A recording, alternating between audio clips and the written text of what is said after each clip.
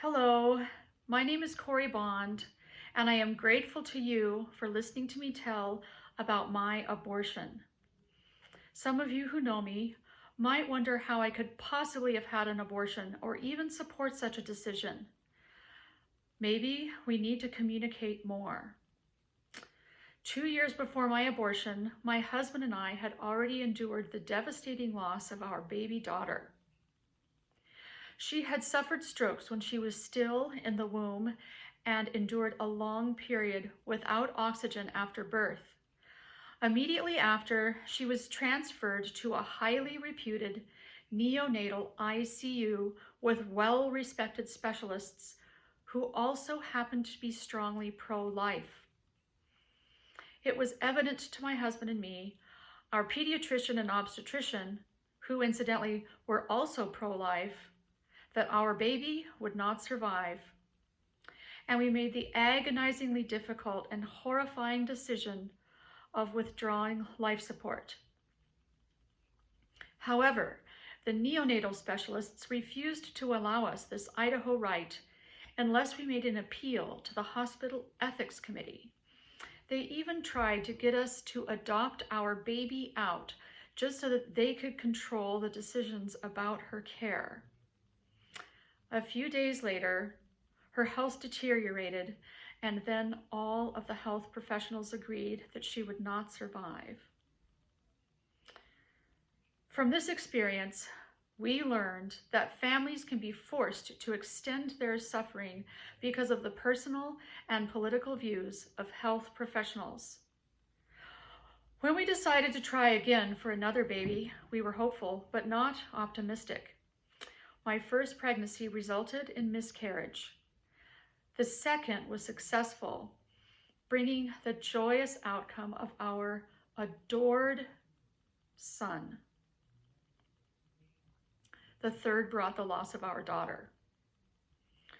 12 weeks after I became pregnant, the fourth time, our worst fears were realized when we learned that our fetus was suffering from a condition called hydrops, a severe and deadly complication of Down syndrome. Again, health professionals had profoundly different feelings and opinions about what we should do, even though they were all evidently pro-life. Some were hurtful and judgmental. Our obstetrician was kind, but wanted us to wait another month and pray for a miracle. Soon, even he gave his support after realizing that the baby would not survive to birth, but still might stay alive inside of me for many weeks, prolonging my horror. His very angry nurse gave me the number for a clinic in Salt Lake City. Please try to imagine how traumatizing it would have been for me to face weeks, perhaps even months, of explaining to people, yes, I am pregnant, but the baby is not going to survive. Choosing this path was unthinkable. I was grateful for the support of my husband and other loved ones. Otherwise, I would have agonized over the choice and likely have experienced immense guilt, further compounding the devastation that I already felt. Utah requires that patients attend a class outlining abortion alternatives and then wait for 3 days before having the procedure. Because of this wait, I was officially in the second trimester and had to undergo a more invasive and painful procedure. In spite of this, I was grateful for my decision, that I chose to begin the process of healing again. I am confident that it helped me preserve a big part of my sanity in that time. For me, it was the right decision. Please consider that it was a reasonable choice and not an immoral act.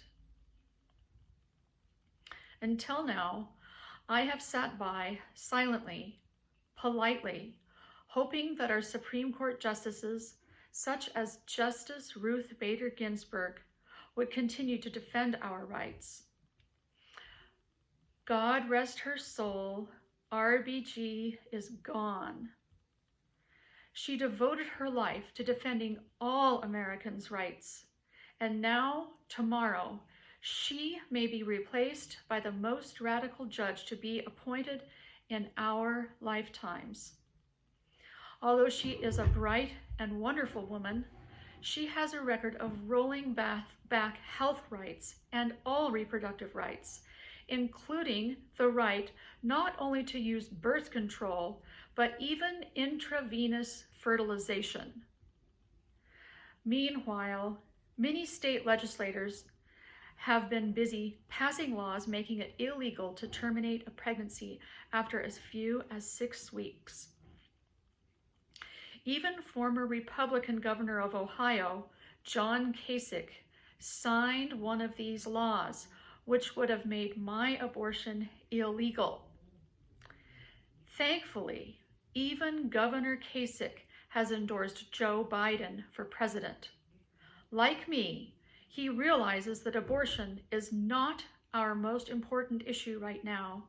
We must elect Joe Biden and Kamala Harris. President Trump doesn't care about our rights. He doesn't care about unborn babies or women or any other Americans. The only thing he cares about is himself and holding on to power. He has been manipulating not only the office of the president, but nearly every elected Republican in Congress, obliterating our treasured checks and balances. I plead with you, fellow Americans, if you haven't already, please vote, and vote for Biden and Harris.